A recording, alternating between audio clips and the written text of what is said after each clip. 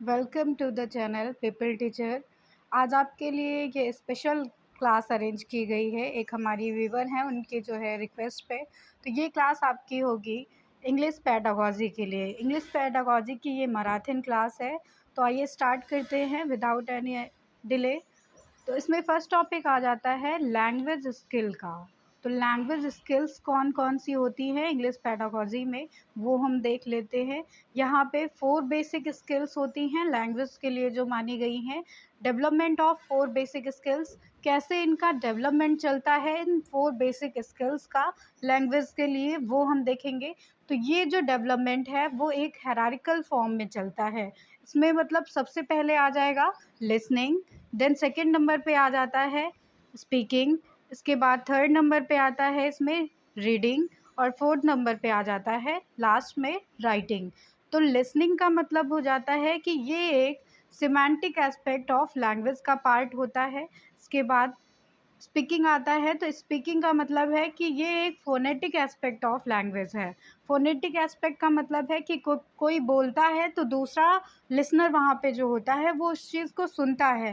तो ये कहीं ना कहीं वर्ड से कनेक्ट है, साउंड से कनेक्ट है, इसलिए इसको फोनेटिक एस्पेक्ट ऑफ लैंग्वेज कहा जाता है। देन थर्ड आ जाता है इसमें रीडिंग। तो रीडिंग का मतलब हो जाता है कि ये एक फोनेटिक कम ग्राफिक एस्पेक्ट है। रीडिंग का मतलब है कि इसमें ग्राफिकल फॉर्म भी है क्योंकि ये लिखा हुआ है, और फोनेटिक इसलिए है कि जब कोई रीड करता है तो उसमें साउंड आता है, तो वो जो वॉइस है वो फोनेटिक एस्पेक्ट हो जाता है इसका। इसके बाद फोर्थ लैंग्वेज स्किल आ जाती है हमारी राइटिंग। राइटिंग का मतलब है कि ये एक सिर्फ ग्राफिक एस्पेक्ट ऑफ लैंग्वेज हो जाता है, क्योंकि इसमें जो आप लिखेंगे वही इस एस्पेक्ट यहाँ पे कवर होगा, तो वो ग्राफिकल फॉर्म में हो जाता है। तो इस तरह से 4 बेसिक स्किल्स बताई गई हैं लैंग्वेज की: लिसनिंग, स्पीकिंग, रीडिंग, राइटिंग। तो ये हायरार्की जो है इनकी वो सेम रहेगी, एज इट इज़ रहेगी हमेशा। तो इन 4 बेसिक स्किल्स को LSRW के नाम से भी जाना जाता है, LSRW। तो इसमें फर्स्ट हो जाएगी L का मतलब है लिसनिंग, देन सेकंड आती है S, तो S का मतलब है स्पीकिंग, थर्ड आ जाता है इसमें R का मतलब होता है रीडिंग, और फोर्थ आ जाता है W का मतलब है यहाँ पे राइटिंग। तो ये 4 बेसिक स्किल्स हो गई यहाँ पे। और इनको अब देखते हैं कि कौन सी स्किल किस एस्पेक्ट में आती है या कैसी होती है वो। तो ये जो 2 स्किल्स हैं, फर्स्ट और थर्ड मिलाकर, लिसनिंग और रीडिंग मिलाकर, ये दोनों कवर होती हैं पैसिव एस्पेक्ट में।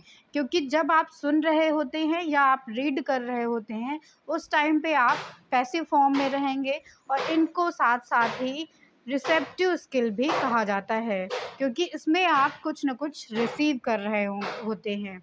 इसके बाद जब स्पीकिंग की बारी आएगी तो स्पीकिंग और राइटिंग जो स्किल होंगी वो हमारी कवर होती हैं एक्टिव एस्पेक्ट में, क्योंकि इसमें एक्टिव रहते हैं आप अगर स्पीक करेंगे तभी आप एक्टिव रहेंगे, राइटिंग करेंगे तब भी आप एक्टिव रहेंगे। प्रोडक्टिव स्किल्स होती हैं ये दोनों ही, क्योंकि जब आप बोलते हैं और लिखते हैं तो ये दोनों ही स्किल्स आपकी प्रोडक्टिव एस्पेक्ट में कवर हो जाएंगी।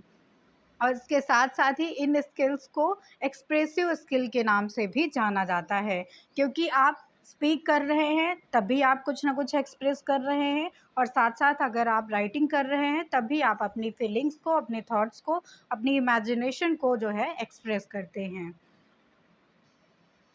देन इनके बारे में नेक्स्ट बताया गया है कि ये जितनी भी हमारी स्किल्स हैं वो एक ही सीक्वेंस में रहती हैं और एक दूसरे से इंटीग्रेटेड रहती हैं, क्योंकि आप जब सुनना सीख जाते हैं तो आप बोल रहे हैं, प्लस आप अपने लिसनर की भी जो मैसेज है उसको रिसीव करते हैं। तो यहाँ पे स्पीकिंग के टाइम पे भी आपकी लिसनिंग स्किल यूज़ होती है।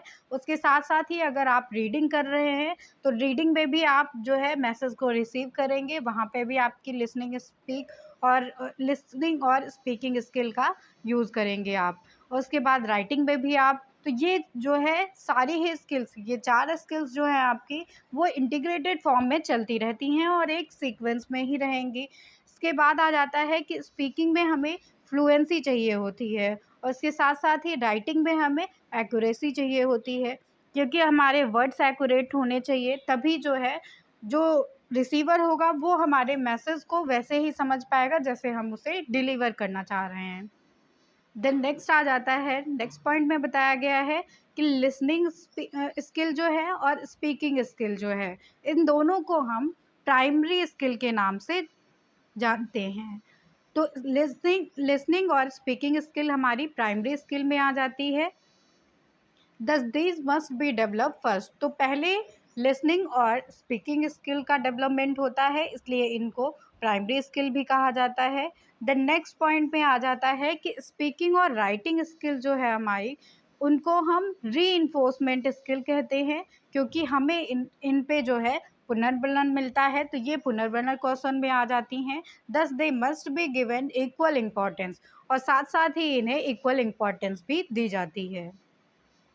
अब इन सारी स्किल्स के बारे में हम डिस्क्राइब करेंगे। तो फर्स्ट स्किल है हमारी लिसनिंग स्किल। लिसनिंग स्किल एक तरह से ऑरल इनपुट होता है। उसके बाद सेकंड पॉइंट में आ जाता है इट इन्वॉल्व्स अ सेंडर। इसमें एक सेंडर होता है, एक मैसेज होता है, और साथ साथ ही एक रिसीवर होता है, क्योंकि जब आप किसी चीज़ को सुनते हैं तो उसमें कोई ना कोई सेंडर होगा जो आपको वो मैसेज दे रहा होगा, और आप वहाँ पे रिसीवर का काम करेंगे।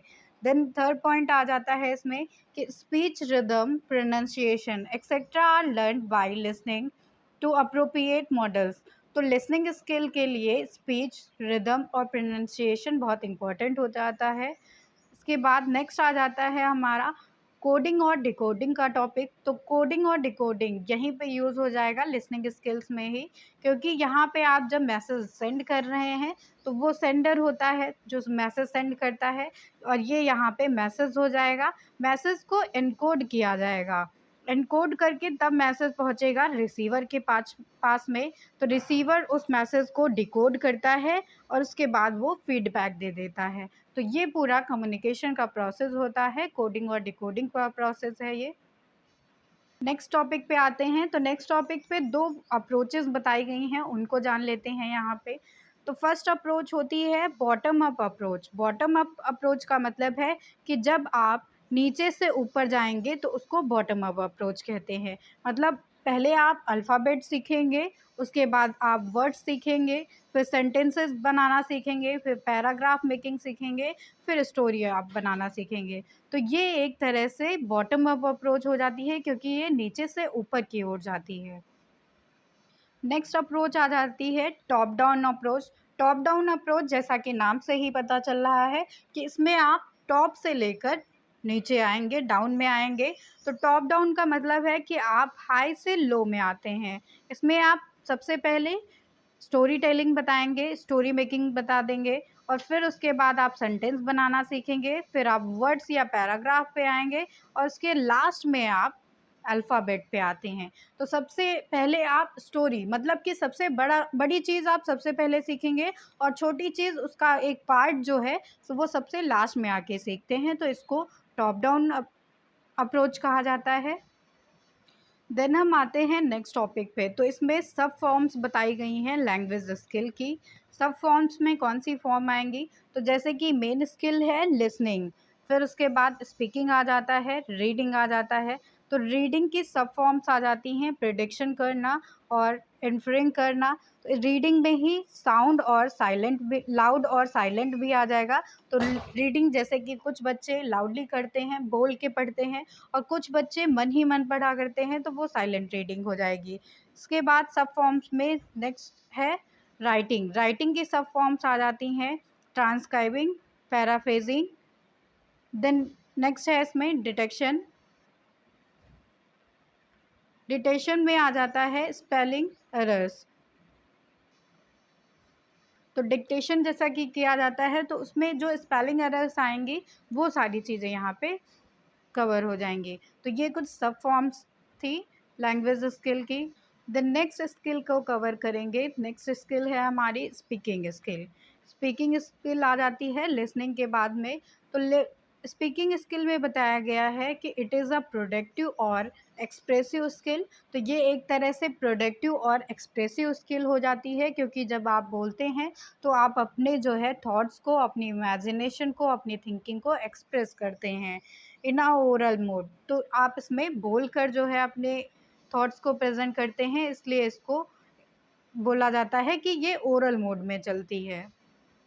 देन नेक्स्ट टॉपिक में बताया गया है कि स्पीकिंग स्किल एक तरह से फंडामेंटल होती है, क्योंकि ये ह्यूमन कम्युनिकेशन के लिए डेली लाइफ में यूज़ की जाती है।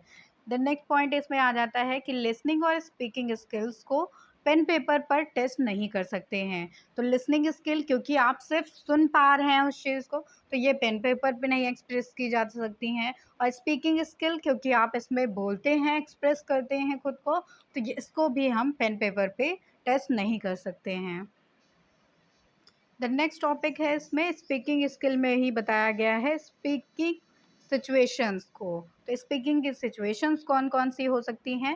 इसमें फर्स्ट सिचुएशन आ जाती है इंटरैक्टिव। इंटरैक्टिव का मतलब हो गया कि इसमें जो है आप दोनों ही तरफ से इसमें इंटरैक्शन होगा। जैसे कि आप सेंडर हैं और रिसीवर जो हैं, वो आप दोनों ही सामने रहेंगे और इसमें टू वे कम्युनिकेशन होगा। लगातार जो है मैसेज जो है आपके पास आएगा, फिर आपको फीडबैक मिलेगा, फिर उधर से मैसेज आएगा। तो ये टू वे में चलती रहती है प्रोसेस पूरी। देन सेकंड इसमें आ जाती है स्पीकिंग सिचुएशन में पार्शियली इंटरैक्टिव। पार्शियली इंटरैक्टिव का मतलब हो जाता है कि जैसे कि लाइव किया जा रहा है यूट्यूब पे, तो वहाँ पे भी आप अपने कमेंट्स के थ्रू पूछ सकते हैं लाइव सेशन में कि आपको क्या भी प्रॉब्लम आ रही है। तो लाइव सेशंस के लिए पार्शियली इंटरैक्टिव आ जाता है यहाँ पे, जो यूट्यूब पे किए जाएँगे। या फिर नेक्स्ट आ जाता है जिसमें नॉन इंटरैक्टिव होता है। नॉन इंटरैक्टिव का मतलब है कि जो रिकॉर्डेड आपको वीडियो मिलती है, वो इसमें आ जाएगी नॉन इंटरैक्टिव में। तो कुछ यूट्यूब पे वीडियो भी आपको नॉन रिकॉर्डेड मिलती होंगी, जो लाइव नहीं होती हैं, वो सारी रिकॉर्डेड रहेंगी। तो रिकॉर्डेड वीडियोज़ को नॉन इंटरैक्टिव स्पीकिंग सिचुएशन में रखा गया है। देन आते हैं नेक्स्ट लैंग्वेज स्किल पे। नेक्स्ट है third reading skill. Reading skill speaking skill के बाद में आती है। तो रीडिंग स्किल का क्या मतलब है? ये रिसेप्टिव स्किल मानी जाती है, क्योंकि ये रिटन फॉर्म में रहती है। उसके बाद में हम टाइप देख लेते हैं रीडिंग के कौन कौन से हैं। तो इसमें फर्स्ट टाइप आ जाता है लाउड रीडिंग का। लाउड रीडिंग का मतलब है कि कुछ ऐसे बच्चे होते हैं जो तेज़ तेज़ बोल के पढ़ते हैं, उनको साइलेंट रीडिंग में कुछ भी समझ में नहीं आता है। तो ये एक तरह से इनिशियल रीड होता है चाइल्ड का। जब शुरुआती दौर में बच्चा सीखना पढ़ना चालू करता है, तो वो तेज़ पढ़ता है हर चीज़ को। उसको लगता है कि तेज़ पढ़ेंगे तो ज़्यादा जल्दी याद होता है। तो ये जो है इनिशियल रीडिंग हो जाती है चाइल्ड की। इसके बाद नेक्स्ट आ जाता है साइलेंट रीडिंग। साइलेंट रीडिंग का मतलब है कि इसमें आप स्पीड से पढ़ पाएँगे, आपका कंसंट्रेशन एक ही टॉपिक पे रहेगा जिसको आप पढ़ रहे होंगे। साइलेंट रीडिंग में आप मन में पढ़ते हैं। देन नेक्स्ट रीडिंग का टाइप आ जाता है इंटेंसिव रीडिंग का।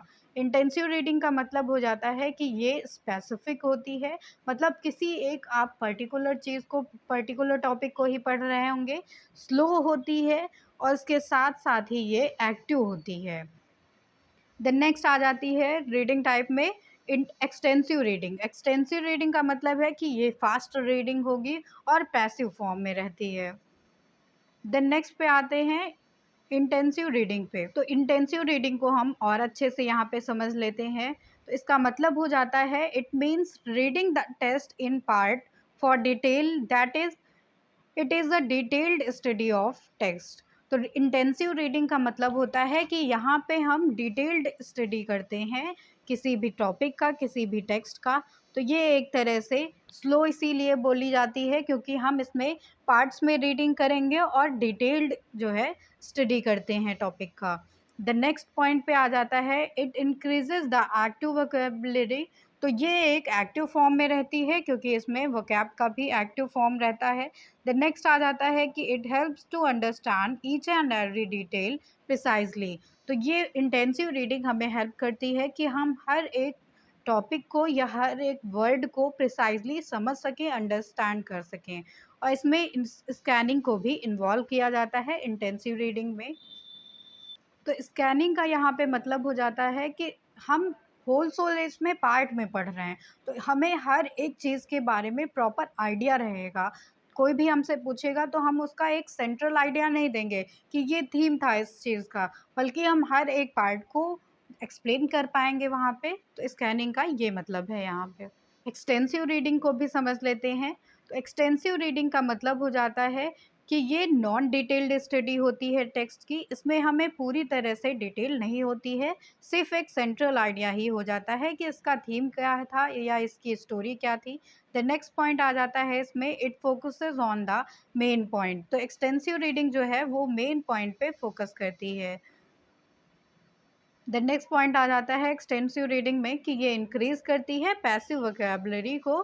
द नेक्स्ट पॉइंट है इसमें, it develops interest and pleasure. तो ये इंटरेस्ट और प्लेजर को डेवलप करती है।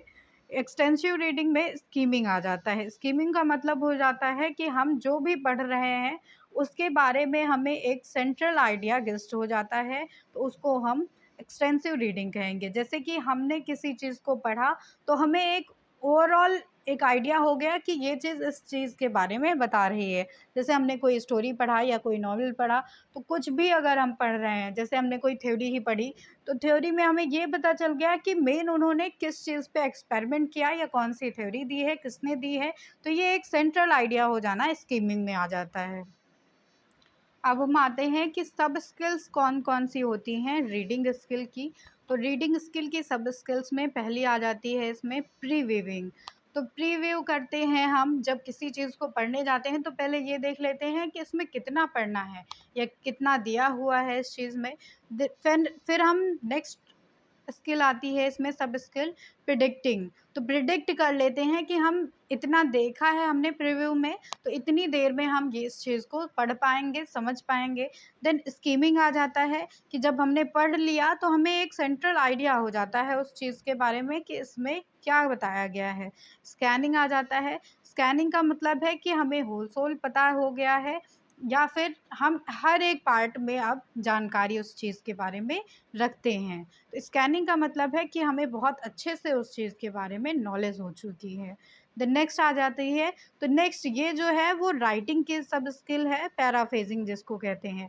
पैराफ्रेजिंग का मतलब हो जाता है कि अपने वर्ड्स में जो चीज़ें हम बताते हैं उसको पैराफ्रेजिंग कहा जाता है। तो ये रीडिंग की सब स्किल ना होके बल्कि राइटिंग की सब स्किल है।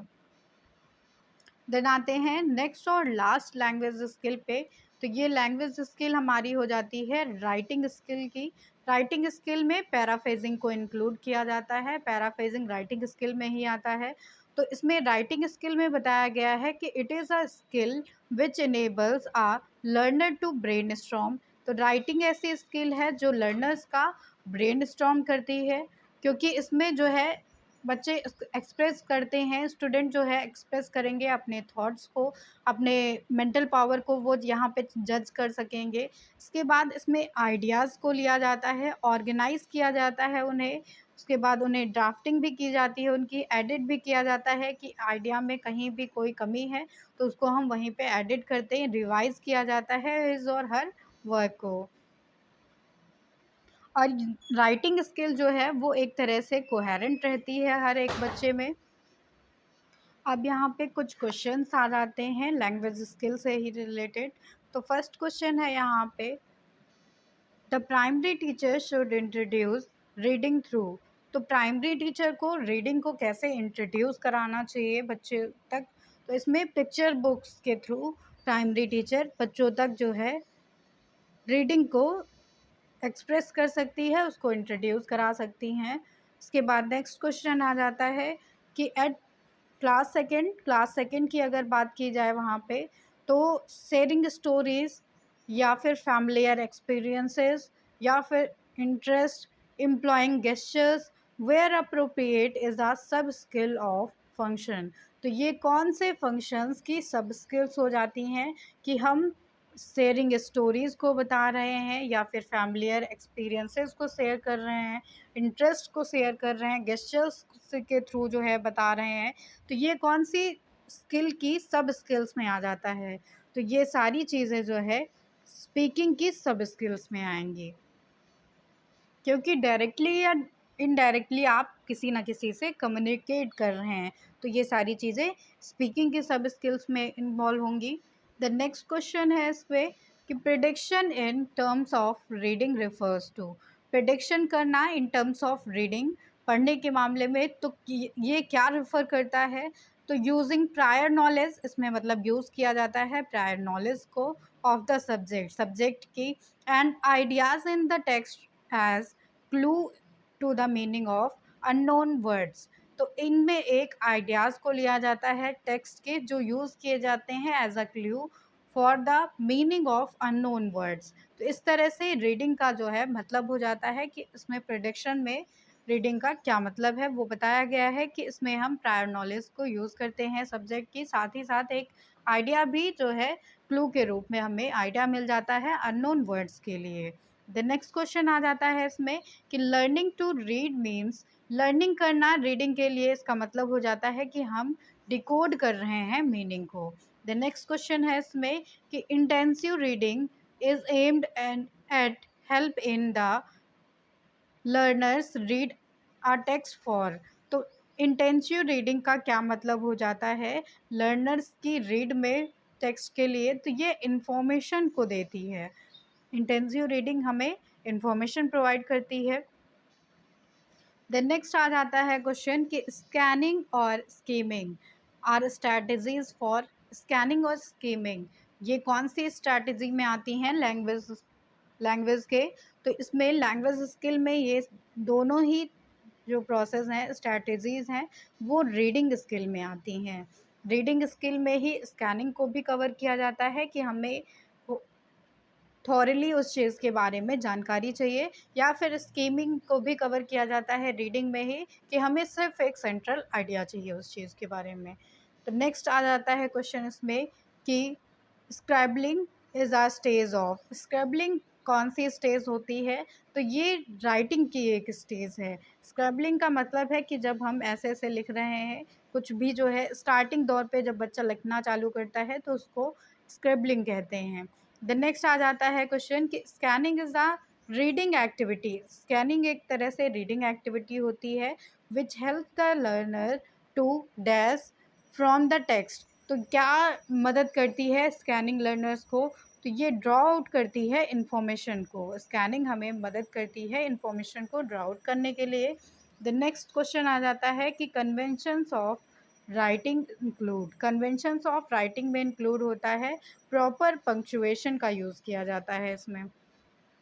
द नेक्स्ट और लास्ट क्वेश्चन देख लेते हैं इसमें कि English language has dash consonant sound, English language में कितने कॉन्सोनेंट साउंड होते हैं। तो यहाँ पे 24 कॉन्सोनेंट साउंड होते हैं इंग्लिश लैंग्वेज में।